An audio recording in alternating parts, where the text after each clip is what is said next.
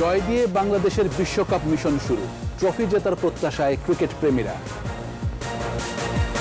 অনেক ভালো লাগতেছে, বাংলাদেশ জিতে গেছে, অবশ্যই এটা খুশির একটা খবর। আমরা অনেক খুশি, বাংলাদেশ আজকে এত ভালো খেলছে। ইনশাআল্লাহ আমরা সাকিব আল হাসানের হাত ধরে বিশ্বকাপ আনব। বাংলাদেশ হবে আন্তর্জাতিক আকাশ যোগাযোগের হাব, বললেন প্রধানমন্ত্রী। শাহজালালের তৃতীয় টার্মিনাল উদ্বোধন। নির্বাচন সুষ্ঠু করতে সরকারের সহযোগিতা প্রয়োজন, বললেন সিইসি। প্রশাসনের সাথে সমন্বয়ে গুরুত্বারোপ। বৃষ্টির অজুহাতে বেড়েছে নিত্যপণ্যের দাম, সবজি মাছ মুরগির বাড়তি দরে ক্রেতার হতাশা।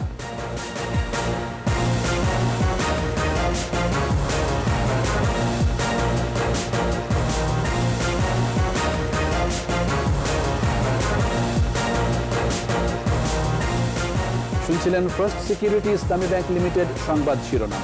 আমন্ত্রণ সন্ধ্যা 7টার 21 সংবাদে। সাথে আছি আমি জাবের হোসেন। দর্শক, 21 টেলিভিশনের সংবাদ একই সাথে সরাসরি দেখতে পাবেন আমাদের ফেসবুক পেজ www.facebook.com/2124 অনলাইনে। এছাড়া সংবাদে আরও থাকছে: বিপদ বাড়ছে প্রক্রিয়াজাত খাবারে, হৃদরোগ, ক্যান্সার সহ জটিল রোগে আক্রান্ত হওয়ার ঝুঁকি।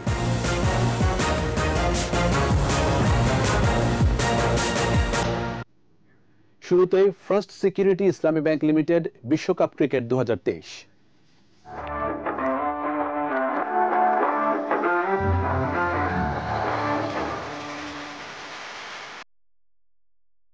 এদিকে বড় জয় দিয়ে বিশ্বকাপ শুরু করায় উল্লাসে ফেটে পড়েন ক্রিকেট প্রেমীরা। বাংলাদেশ এবার বিশ্বকাপ জিতবে বলেও প্রত্যাশা তাদের। মেহেদী হাসানের রিপোর্ট। এবারের বিশ্বকাপ জয় দিয়েই শুরু করবে বাংলাদেশ, এমনটাই প্রত্যাশা ছিল ক্রীড়াপ্রেমীদের। তাই তো বড় পর্দায় খেলা দেখতে অনেকেই জড়ো হয়েছিলেন ঢাকা বিশ্ববিদ্যালয়ের টিএসসিতে। শুরুতেই আফগানদের অল্প রানে বেঁধে ফেলায় জয় যেন আরও সহজ হয়ে যায়। তারপর শেষ পর্যন্ত যখন 6 উইকেটের বড় ব্যবধানে জয়, তখন দর্শকদের উচ্ছ্বাসও ছিল অন্যরকম। অনেক ভালো লাগতেছে, বাংলাদেশ জিতে গেছে, অবশ্যই এটা খুশির একটা খবর। আমরা অনেক খুশি, বাংলাদেশ আজকে এত ভালো খেলছে। ইনশাআল্লাহ আমরা সাকিব আল হাসানের হাত ধরে বিশ্বকাপ আনবো বাংলাদেশে। প্রথম উইকেটগুলো সাকিব নিয়ে অনেক ভালো, সবাই অনুশীলন এক প্রকার বলতে গেলে I love Sakib, I love Bangladesh. তবে বাংলাদেশের ওপেনিং ভালো না হওয়ায় ছিল খানিকটা আফসোসও। টপ অর্ডার আজকেও ব্যর্থ হয়েছে। আমার মনে হয় যে এই জায়গাটা আরো কাজ করা উচিত বাংলাদেশের। 15 ওভার 2 বল ও 6 উইকেট হাতে রেখে জিতেছে বাংলাদেশ। বড় এই ব্যবধানের কারণে রান রেটে অন্য দলগুলোর তুলনায় এগিয়ে যাবে, তাই খুশি যেন আরেকটু বেশি দর্শকদের। খেলার বাইরে অনেকগুলো ঘটনা ঘটেছে যেগুলো মানসিকভাবে বাংলাদেশের দলের উপর অনেক প্রভাব পড়েছিল। তো এই জয়টা আমি মনে করি তাদের মানসিক প্রেশারটাকে অনেক রিলিজ করবে এবং সামনের দিকে এগিয়ে যাওয়ার জন্য অনেক বেশি কাজে আসবে। এবং যেহেতু অনেকগুলো ম্যাচ এবার খেলবে বাংলাদেশ প্রথম পর্বেই, সেক্ষেত্রে নেট রান রেট যত বেশি বাড়াইতে পারবে তত বেশি গুরুত্বপূর্ণ এটা আমাদের পরবর্তী রাউন্ডে যাওয়ার জন্য। তো পরের ম্যাচগুলোতে জয়ের ধারাবাহিকতা বজায় রাখবে সাকিব বাহিনী, এমনটাই প্রত্যাশা সবার। মেহেদী হাসান, 21 টেলিভিশন, ঢাকা। প্রধানমন্ত্রী শেখ হাসিনা বলেছেন, ভবিষ্যতে আন্তর্জাতিক আকাশ যোগাযোগের হাব হবে বাংলাদেশ। হযরত শাহজালাল আন্তর্জাতিক বিমানবন্দরের তৃতীয় টার্মিনাল উদ্বোধন করে সরকার প্রধান বলেন, জেট ফুয়েল পাইপলাইনে আসবে আন্তর্জাতিক বিমানবন্দরে। রিফুয়েলিং এর জন্য অনেকেই এখানে আসবে বলে জানান তিনি। প্রণব চক্রবর্তীর রিপোর্ট, জানাচ্ছেন তৌহিদুর রহমান। ক্যামেরায় ছিলেন তফসির হাসান। উন্নয়নের মহাসড়ক ধরে বদলে যাওয়া বাংলাদেশের এ এক নতুন প্রতিচ্ছবি। বিশ্ব সভ্যতায় আকাশ যোগাযোগের ক্ষেত্রে বড় সক্ষমতার অনন্য নিদর্শন। হযরত শাহজালাল আন্তর্জাতিক বিমানবন্দরের থার্ড টার্মিনালে নান্দনিকতার ছোঁয়া। প্রতি বছর টার্মিনালটি ব্যবহার করতে পারবে 1,60,00,000 যাত্রী, আর পুরো বিমানবন্দর ব্যবহার করবে 2,40,00,000। অত্যাধুনিক নিরাপত্তা থাকবে প্রতিটি স্তরে। সকালে থার্ড টার্মিনালের পুরোটাই ঘুরে দেখেন প্রধানমন্ত্রী। নতুন এই টার্মিনালে যাত্রীদের কি কি সেবা দেয়া হবে তা দেখানো হয় প্রধানমন্ত্রীকে। পরে তৃতীয় টার্মিনালের আনুষ্ঠানিক উদ্বোধন করেন প্রধানমন্ত্রী শেখ হাসিনা। এর আগে বক্তব্যে প্রধানমন্ত্রী বলেন, আধুনিক যোগাযোগে আকাশপথ অনেক গুরুত্বপূর্ণ। প্রাচ্য পাশ্চাত্যের মেলবন্ধন হবে বাংলাদেশ। আমি বিশ্বাস করি একসময় বাংলাদেশ আমাদের কক্সবাজার বা হযরত শাহজালাল এটাই হবে আন্তর্জাতিক হাব। রিফুয়েলিং এর জন্য এখানে সবাই আসবে থামবে, বাংলাদেশের সৌন্দর্য উপভোগ করবে। আর কক্সবাজারে নামলে তো আমাদের সব থেকে দীর্ঘ বালুকাময় যে সি বিচ, সেটাও সকলে উপভোগ করতে পারবে। প্রধানমন্ত্রী বলেন, বাংলাদেশ দেশের 35তম বড় অর্থনীতির দেশ। উন্নয়নের সোপান বেয়ে দেশের সড়ক, নৌ ও আকাশপথকে আরও উন্নত করার পরিকল্পনার কথা জানান সরকার প্রধান। আধুনিক প্রযুক্তি সম্পন্ন মানুষের যোগাযোগ সহজ করে ব্যবসা, বাণিজ্য, পর্যটন সব থেকে উন্নত করতে পারবে, সেই ব্যবস্থাটাই আমরা করব। ভবিষ্যতে আমরা আরও কিছু বিমান যখন নেব, তখন আমাদের আন্তঃজেলা সংযোগ বিমানের মাধ্যমে যাতে হয়, পরিকল্পনা আমার রয়েছে। সরকার প্রধান বলেন, আওয়ামী লীগ সরকার দেশের মানুষের জন্য কাজ করে, সে অনুযায়ী চলছে সব কর্মযোগ্য। 1975 সালের পর থেকে 96 সাল পর্যন্ত, আবার 2001 সাল থেকে 7-8 পর্যন্ত, এই 29 বছর যারা ক্ষমতায় ছিলেন, দেশের মানুষকে কিছু দিয়ে যেতে পারেননি। কিন্তু আওয়ামী লীগ যখন থেকে সরকার এসেছে, তখন মানুষের সুবিধার জন্য, মানুষের জন্যই কাজ করে যাচ্ছে। প্রধানমন্ত্রীর আশা, একদিন নিশ্চয়ই চাঁদে যাবে বাংলাদেশ। আমাদের আশেপাশের দেশ চাঁদে চলে যায়, তা আমরা কেন পিছিয়ে থাকবো? একদিন আমরাও চাঁদে যাব। বিগত সময় বিমানবন্দরে যাদের তিক্ত অভিজ্ঞতা রয়েছে, তাদের সেই ধারণা পাল্টে যাবে থার্ড টার্মিনাল আসার পর। আর এর মাধ্যমেই বাংলাদেশের মর্যাদা বিশ্বে আরও বহুগুণ বেড়ে যাবে। Pranab Chakraborty, 21 television, third terminal, Shahjalal আন্তর্জাতিক বিমানবন্দর। জাতীয় নির্বাচন সুষ্ঠু করতে সরকারের সহযোগিতার উপর নির্ভর করতে হবে বলে জানিয়েছেন প্রধান নির্বাচন কমিশনার। এছাড়া প্রশাসন ও আইনশৃঙ্খলা বাহিনীর সাথেও কমিশনের সমন্বয় জরুরি বলে উল্লেখ করেন তিনি। এদিকে সুষ্ঠু ভোট আয়োজনে প্রশাসনিক সংকট দূর করতে ইসির সহায়তা চেয়েছেন মাঠ পর্যায়ের কর্মকর্তারা। শিউলি শবনমের প্রতিবেদন। দ্বাদশ জাতীয় সংসদ নির্বাচন উপলক্ষে নির্বাচন ভবনে মাঠ পর্যায়ের কর্মকর্তাদের সাথে ইসির মতবিনিময় সভা অংশ নেন আঞ্চলিক নির্বাচন কর্মকর্তা ও জেলা নির্বাচন কর্মকর্তারা। সভায় প্রধান নির্বাচন কমিশনার বলেন, অবাধ, নিরপেক্ষ, শান্তিপূর্ণ ও অংশগ্রহণমূলক নির্বাচন করতে কমিশনের আন্তরিকতার কোনো ঘাটতি নেই। তবে এজন্য সরকারের পাশাপাশি প্রশাসন ও আইনশৃঙ্খলা বাহিনীর সাথেও কমিশনের সমন্বয় দরকার। আমাদের আন্তরিকতায় বিন্দুমাত্র থাকবে না। একই সাথে আমাদেরকে সরকারের সহায়তার উপর নির্ভর করতে হবে। সরকারের জনপ্রশাসন, পুলিশ, আইনশৃঙ্খলা বাহিনী, তাদের সাথে আমাদের সমন্বয়টা কিভাবে সুদৃঢ় ও সংহত করে নির্বাচনের যে উদ্দেশ্য, অর্থাৎ অবাধে ভোটাধিকার প্রয়োগ করে নির্বাচন ফলাফল উঠে আসবে। বৈঠক শেষে সাংবাদিকদের সাথে কথা বলেন ইসির অতিরিক্ত সচিব অশোক কুমার দেবনাথ। তিনি জানান, মাঠ পর্যায়ের কয়েকটি জেলায় প্রশাসনিক সংকট দূর করতে কমিশনের সহায়তা চেয়েছেন কর্মকর্তারা। মাঠের পরিবেশ তাদের বিবেচনা এখনো ভালো আছে। তারা নির্বাচনের জন্য তাদের সকল ধরনের প্রস্তুতি, তারা কার্যক্রম গ্রহণ করছে, প্রস্তুতি আছে। কোথাও দু একটা জেলায় যে ধরনের সমস্যাগুলো আছে সেগুলো তারা উল্লেখ করেছে, সেখানে নির্বাচন কমিশন সেক্ষেত্রে সমাধান দেওয়ার চেষ্টা করেছে। এছাড়া নির্বাচনী আচরণবিধি যাতে সবাই মেনে চলে তার সহযোগিতা চেয়েছেন কর্মকর্তারা। শিউলি শবনম, 21 টেলিভিশন, ঢাকা। বৃষ্টির অজুহাতে বেড়েছে নিত্য পণ্যের দাম। সেপ্টেম্বর মাস জুড়ে ভোক্তা অধিকার ভ্রাম্যমাণ আদালত পরিচালনা করায় বাজার কিছুটা নিয়ন্ত্রণে থাকলেও সপ্তাহের ব্যবধানে ভোক্তাদের জন্য কোনো সুখবর নেই। নতুন করে বেড়েছে কাঁচামরিচ সহ শাকসবজি ও মাছের দাম, বেড়েছে কক ও ব্রয়লার মুরগির দর। বিস্তারিত জানাচ্ছেন পার্থসারথী। আলু, পেঁয়াজ ও ডিমের দাম বেঁধে দিলেও বাজারের চিত্র একেবারেই ভিন্ন। প্রতি কেজি আলু বিক্রি হচ্ছে 48 থেকে 50 টাকায়। গত সপ্তাহে ছিল 42 থেকে 45 টাকা। খোলা বাজারে দেশি পেঁয়াজের দাম কেজিতে 10 থেকে 20 টাকা পর্যন্ত বেড়ে 100 টাকায় উঠেছে। গত সপ্তাহে বিক্রি হয়েছে 80 টাকা দরে। কাঁচামরিচের বাজারেও অস্থিরতা কাটেনি। বর্তমানে সবজি 60 টাকা সবজি নাই, খালি একমাত্র পেঁয়াজের দামে কমে আছে। কাঁচামরিচ আমরা 240 টাকা বিক্রি করছি, পাইকারি 200 টাকা। পেঁয়াজের দাম গত দুদিন আগে থেকে আজকের দাম বেশি। আজকে আমাদের পাইকারি 90 টাকা, 92 টাকা পাইকারি, আমরা 100 টাকা বিক্রি করতেছি। আলু আমরা 42, 43, 44 টাকা কিনে পড়ে আমাদের আর 50 টাকা বিক্রি হচ্ছে। ডিমের হালি 50 টাকায় বিক্রি হচ্ছে। বিক্রেতারা বলছেন পাইকারিতেই 48 টাকায় কিনতে হচ্ছে। ডিম পাইকারি রেট আজকে আবার 48 টাকা কিনা পড়ছে খরচ ছাড়া, আমি 50 টাকা বেচতেছি।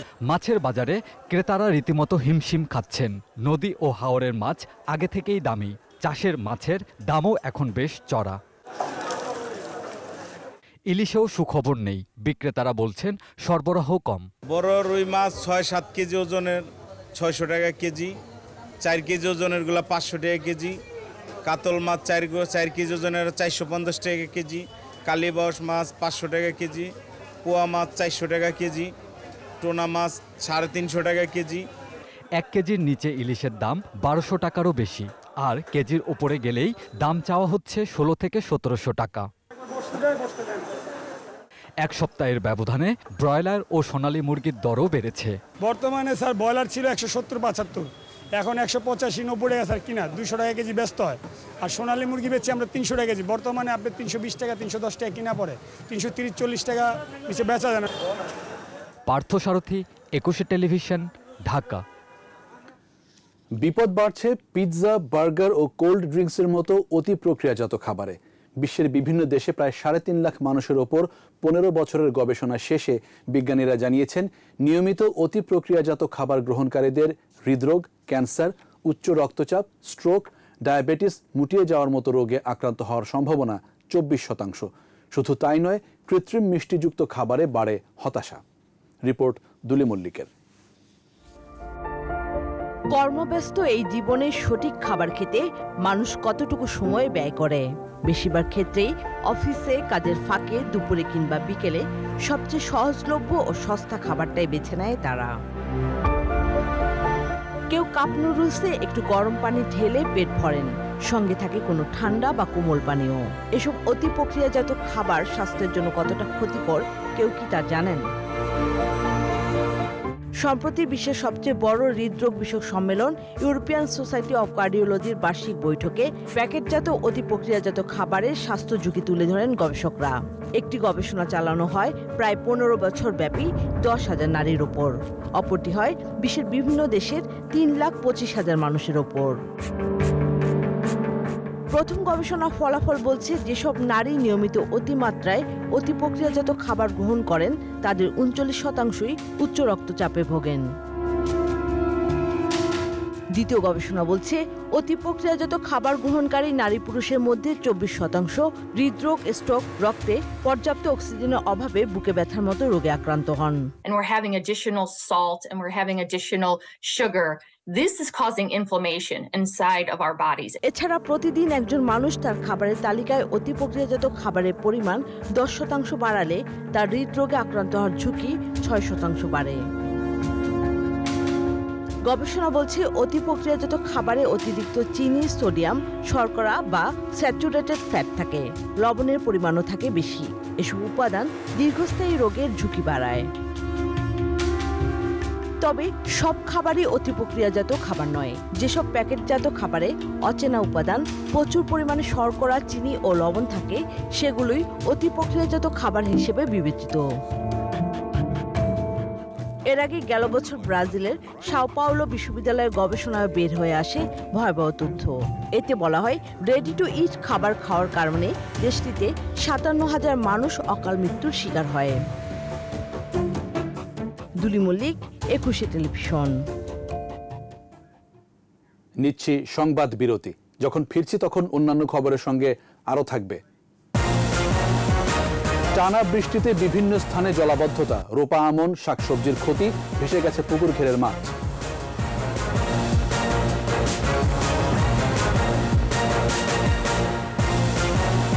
কৃষিতে সাফল্যের পেছনে গবেষণা, 1.5 দশকে ধানের নতুন জাতের পাশাপাশি 700 প্রযুক্তি উদ্ভাবন।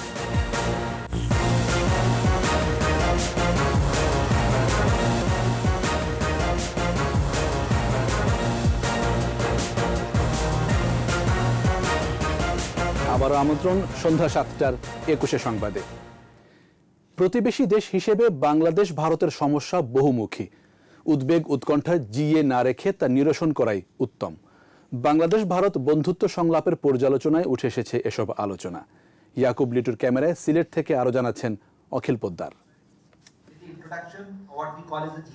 মুক্তিযুদ্ধের মধ্য দিয়ে বাংলাদেশের সঙ্গে ভারতের পরম বন্ধুত্বের যে সূচনা সময়ের প্রয়োজনে তা সুগভীর হয়েছে। সিলেটে অনুষ্ঠিত বাংলাদেশ ভারত বন্ধুত্ব সংলাপে দুদেশের প্রতিনিধিরা বলেন, সীমান্তের সঙ্গে প্রত্যেকটি দেশেরই কম বেশি অমীমাংসিত ঝামেলা রয়েছে।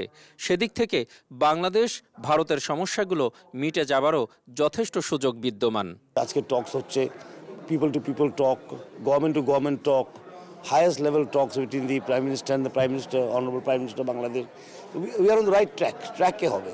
ঝামেলা যে আমরা বলবো কি চোখ বন্ধ করলে ঝামেলা চলে যাবে এরকম তো না।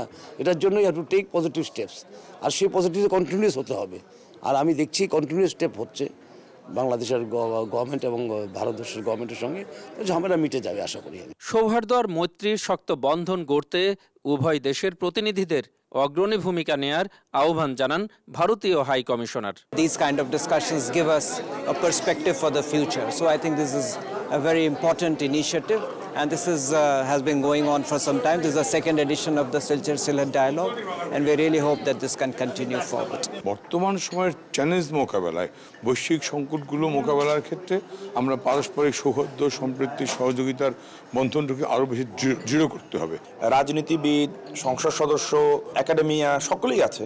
সুতরাং আমি মনে করি এরকম ইন্টারাকশন যত বেশি হবে, আলাপ আলোচনা যত বেশি হবে, তত সমস্যা সমাধানের ক্ষেত্রে আমাদের দূরত্বটা কমে আসবে। ASM শামসুল আরেফিনের সভাপতিত্বে অনুষ্ঠিত সংলাপে পারস্পরিক বাণিজ্য বৃদ্ধির গুরুত্ব দেন উচ্চ পর্যায়ের প্রতিনিধিবৃন্দ।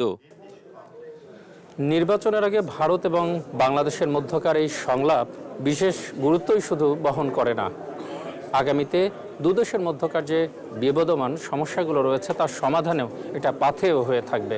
সংশ্লিষ্টরা মনে করছেন সমস্যা তৈরি যেহেতু হয়েছে, সমাধানও হবে শিগগিরই এই আলোচনার মাধ্যমেই। অখিল পোদ্দার, 21 টেলিভিশন, সিলেট। নির্বাচন নিয়ে পশ্চিমা বিশ্বের মাথা ব্যথার কারণ তারা গণতন্ত্রে বিশ্বাসী, এমন মন্তব্য করেছেন বিএনপি মহাসচিব মির্জা ফখরুল ইসলাম আলমগীর।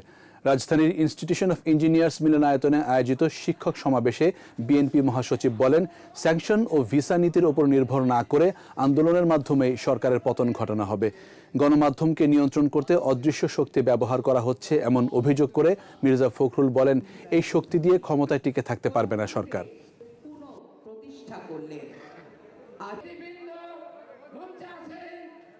একদিকে দ্রব্যমূল্যের অস্বাভাবিক বৃদ্ধি, অন্যদিকে দেশের সামাজিক রাজনৈতিক অবস্থায় চরম একটা অস্বস্তি, নিরাপত্তার অভাব, ভবিষ্যৎ সম্পর্কে একটা দুঃসহ অবস্থা চিন্তা করা।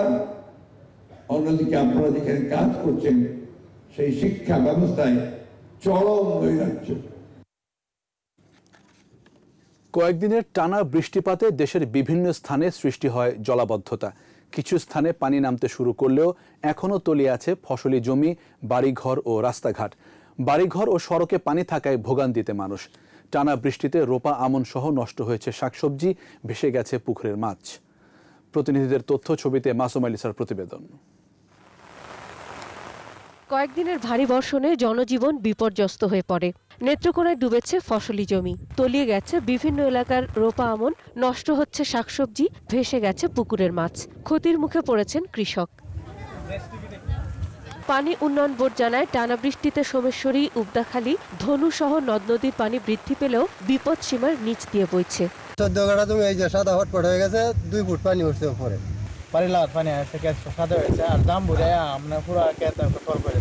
ময়মনসিংহের ভালুকা উপজেলার বিভিন্ন ইউনিয়নের নিম্নাঞ্চল থেকে পানি নামতে শুরু করলেও এখনো অনেক বাড়িঘরে পানি রয়েছে। বেশ কিছু কাঁচা ঘরবাড়ি বিধ্বস্ত হওয়ায় দুর্ভোগে পড়েছেন বাসিন্দারা। ক্ষতির মুখে পড়েছে কয়েক হাজার মৎস্য চাষী। আমাদের ঘরের ভিতর পানি ঢুকে, চাষিরা আমাদের জিনিসপত্র অনেক ক্ষয়ক্ষতি হয়। আমার সমস্ত মাছ, ভাটা, রুই, মৃগেল সব চলে গেছে, সব বেশি চলে গেছে অন্য মিলে। আমি অপরণীয় ক্ষতিগ্রস্ত হয়েছি। হবিগঞ্জে টানা 15 ঘন্টা মুষলধারে বৃষ্টিতে জলমগ্ন হয়ে পড়ে শহরের বেশিরভাগ এলাকা। রাতে বৃষ্টি থামলে সড়ক ও বাসাবাড়ি থেকে পানি নামতে শুরু করে। এদিকে বৃষ্টির কারণে বেড়েছে সবজির দর। পেঁপে 20 টাকা থেকে 40 টাকা, কাঁকরোল 40 টাকা থেকে 60 টাকা দরে বিক্রি হচ্ছে। মাসুম আলিসা, একুশে টেলিভিশন। কৃষি উৎপাদনে গত ১.৫ দশকে ঈর্ষণীয় সাফল্য পেয়েছে বাংলাদেশ। ব্যাপক বেড়েছে ধান, মাছ, আলু, পেয়ারা, সবজি সহ নানা শস্যের উৎপাদন। এ সময়ে অন্তত ২২টি কৃষিপণ্য উৎপাদনে বিশ্বের শীর্ষ ১০ দেশের তালিকায় উঠে আসে বাংলাদেশের নাম। গত ১৫ বছরে জলবায়ু সহনশীল সহ মোট ৬৯৯টি উন্নত ও উচ্চ ফলনশীল জাত এবং ৭০৮টি নতুন কৃষি প্রযুক্তি উদ্ভাবন করেছেন দেশের বিজ্ঞানীরা। ২১ স্পেশালে মফিউর রহমানের ২ পর্বের ধারাবাহিকের আজ শেষ পর্ব। সঙ্গে ছিলেন গাজীপুর প্রতিনিধি অপূর্ব রায়। গত ১.৫ দশকে বাংলাদেশের অর্থনীতির ব্যাপকতা বেড়েছে। দেশের কৃষি উৎপাদনেও এসেছে অভাবনীয় সাফল্য। এ সময় ধান, চা, মাছ, ডিম, মাংস, আলু, পেঁয়াজ, দেশীয় ফল, সবজি সহ খাদ্যপণ্য উৎপাদনে বাংলাদেশ উঠে আসে শীর্ষস্থানীয় দেশগুলোর তালিকায়। অন্তত ২২টি কৃষিপণ্য উৎপাদনে বাংলাদেশ এখন শীর্ষ ১০-এ। এছাড়া সনাতনী কৃষির জায়গায় এসেছে আধুনিক কৃষি ব্যবস্থা, বেড়েছে যন্ত্রের ব্যবহার। FAOর হিসাব বলছে প্রাথমিক কৃষিপণ্য শুধু ফসল উৎপাদনে বাংলাদেশের অবস্থান এখন বিশ্বে ১৪তম।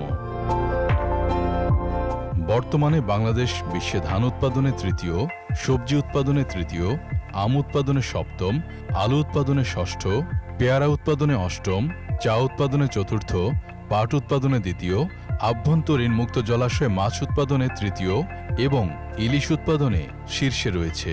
এছাড়া গত ১৫ বছরে বেড়েছে ডিম, দুধ ও মাংসের উৎপাদনও। এদিকে গত ১.৫ দশকে জলবায়ু সহনশীল মোট ৬৯৯টি উন্নত ও উচ্চ ফলনশীল জাত এবং ৭০৮টি নতুন কৃষি প্রযুক্তি উদ্ভাবন করেছেন দেশের বিজ্ঞানীরা। কৃষি গবেষণা ইনস্টিটিউট বলছে, সনাতনী ব্যবস্থা থেকে বেরিয়ে এখন বিজ্ঞানভিত্তিক চাষাবাদে জোর দেওয়া হচ্ছে, যার সুফল পেতে শুরু করেছেন কৃষকরা।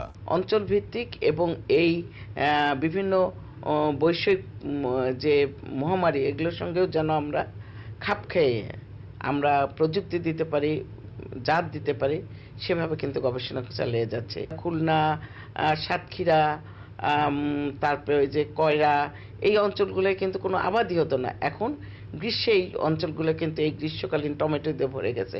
দেশে এখন পর্যন্ত ১১১টি ধানের জাত উদ্ভাবন করেছে ধান গবেষণা ইনস্টিটিউট। পরমাণু কৃষি গবেষণা ইনস্টিটিউট ধান, পাট, গম, তেলবীজ, সবজি ও মশলা জাতীয় শস্যের ১৯টি উচ্চ ফলনশীল জাত এবং উন্নত গুণসম্পন্ন ১১৪টি জাত উদ্ভাবন করেছে। এছাড়া ফসল উৎপাদন, পরিচর্যা ও আহরণে ৭ শতাধিক প্রযুক্তি উদ্ভাবন হয়েছে।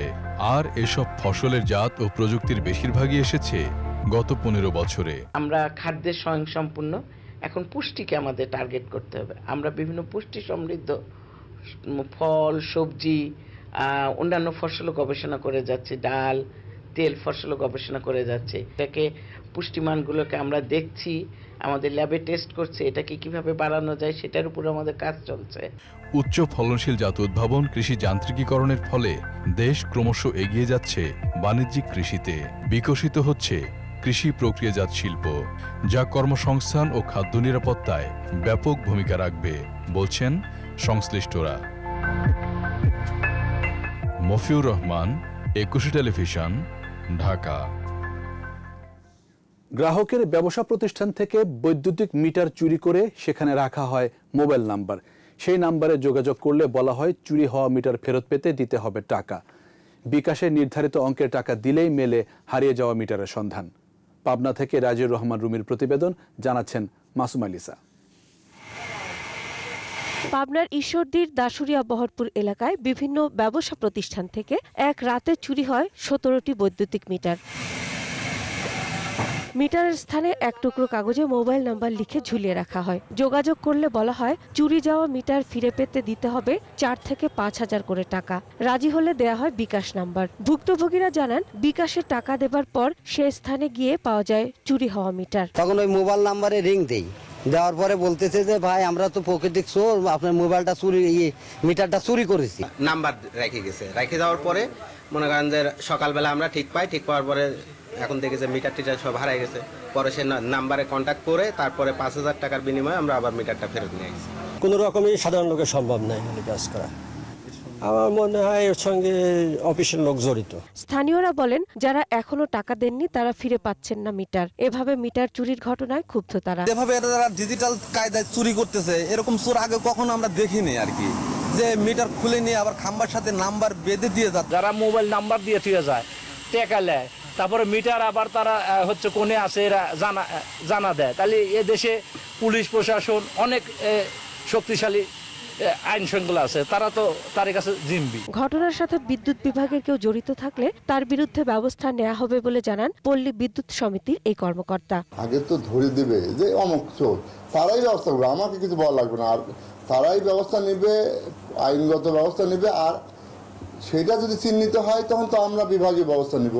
দোষীদের চিহ্নিত করে গ্রেফতারের চেষ্টা চলছে বলে জানায় পুলিশ। ঠিক মিটার যে কয়টি হারিয়েছে তার মধ্যে একজন বাদী হয় এবং ওই যতগুলো মিটার হারিয়েছে সেটা উল্লেখ করে একটা মামলা রুজু করা হয়েছে। সেই মামলা তদন্ত কার্যক্রম অব্যাহত আছে। এসব ঘটনায় থানায় মামলা হয়েছে। মাসুম আলিসা, 21 টেলিভিশন। আবারও সংবাদ বিরতি। যখন ফিরছি তখন অন্যান্য খবরের সঙ্গে আরও থাকবে। ফেসবুকে সখ্যতা গড়ে বিশ্ববিদ্যালয়ের শিক্ষক অপহরণ, এক নারীসহ চক্রের 5 সদস্য আটক। ইসরায়েল ফিলিস্তিনে ফের উত্তেজনা, পাল্টাপাল্টি হামলায় নিহত 2 শতাধিক, যুদ্ধাবস্থা ঘোষণা।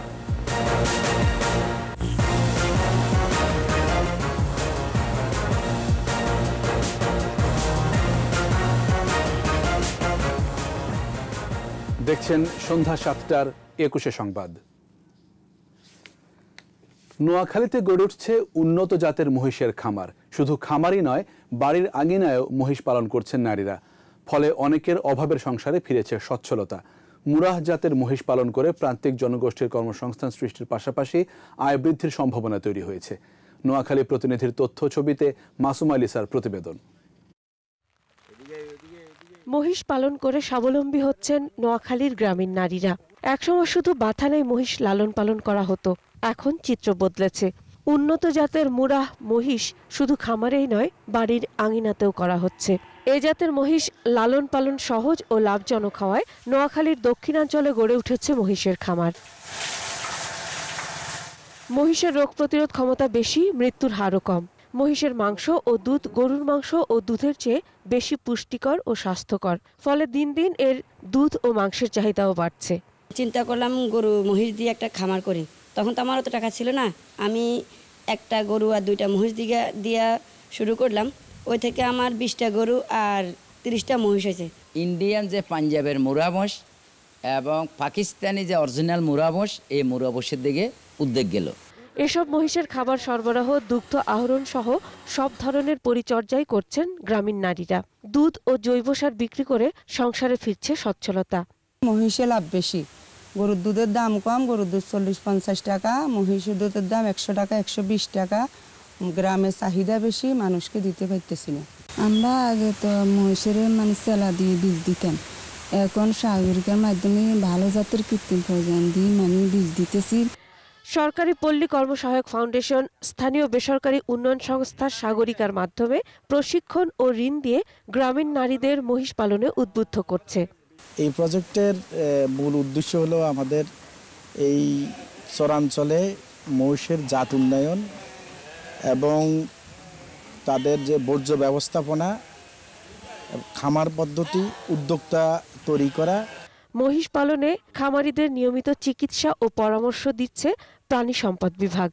বিশেষ করে হাতিয়া, সুবর্ণচর, কোম্পানিগঞ্জ, কবিরহাট এই উপজেলাগুলোতে প্রচুর পরিমাণ মহিষ দীর্ঘদিন ধরে প্রাকৃতিকভাবে পালন হচ্ছে। ইদানিংকালে খামারি পর্যায়ে লালন পালন হচ্ছে এবং এই খামারি বা পারিবারিকভাবে মহিষ পালনের ক্ষেত্রে নারীদের যথেষ্ট উৎসাহ দেখা যাচ্ছে। এভাবে সহযোগিতা পেলে এ অঞ্চলের মহিষ দেশে প্রাণীজ আমিষের চাহিদা পূরণে অবদান রাখবে।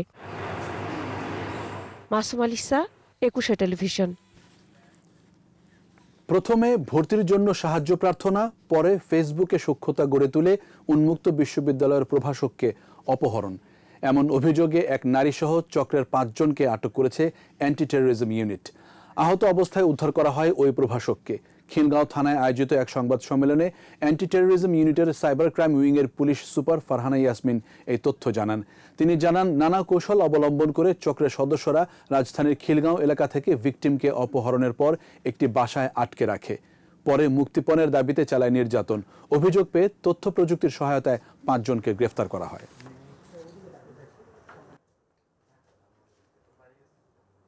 দেখা যখনই করেছে তখনই মানে তার চক্রটা আগে থেকেই ওত পেতে ছিল, হয়তো তাকে তখন লোকটাকে কিছু হয়তো ইউজ করেছে, হিপনোটাইজ করা বা ওই যে স্প্রে মেরে তাকে তারা কিডন্যাপ করে রিমান্ডে নিয়ে এসে আরও জিজ্ঞাসাবাদ করা যাবে, তারপরে আরও ডিটেলস জানা যাবে। তবে আমরা ধারণা করছি যে এর সাথে আরও অনেকে জড়িত থাকতে পারে।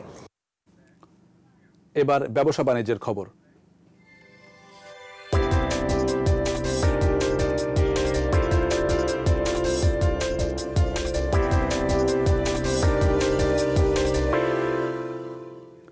বর্ণিল আয়োজনের মধ্য দিয়ে অনুষ্ঠিত হলো আকিজ তাকাফুল লাইফ ইন্স্যুরেন্সের বর্ষপূর্তি উৎসব। রাজধানীর পান্থপথে নিজস্ব কার্যালয়ে বর্ষপূর্তি উদযাপন করা হয়। উপস্থিত ছিলেন আকিজ তাকাফুল লাইফ ইন্স্যুরেন্স পিএলসির চেয়ারম্যান শেখ শামীমউদ্দিন, মুখ্য নির্বাহী কর্মকর্তা Mohammad Alamgir Chowdhury, chief operating officer Mohammad Masuduzzaman Khan সহ পরিচালক বৃন্দ। গত 2 বছরে আকিজ তাকাফুল লাইফের বিভিন্ন সাফল্য অর্জন এবং আগামী দিনে সেবার মান উন্নয়নে কর্মকর্তাদের দিক নির্দেশনা দেন চেয়ারম্যান।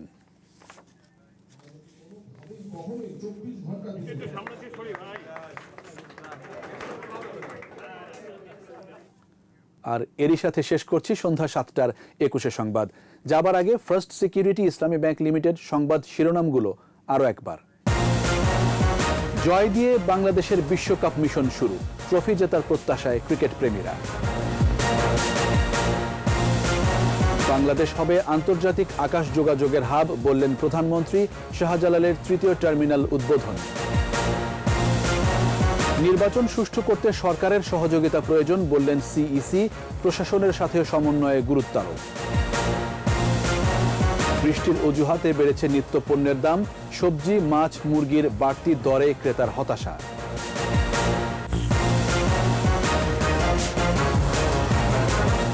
21 টেলিভিশনের সর্বশেষ খবর জানতে ডায়াল করুন 2021 নাম্বারে, আর ভিজিট করুন 21-tv.com এই ওয়েবসাইট। এছাড়া ফেসবুকে ভিজিট করতে পারেন facebook.com/2124 অনলাইনে। আমাদের পরের সংবাদ রাত 9টায় দেখার আমন্ত্রণ রইল।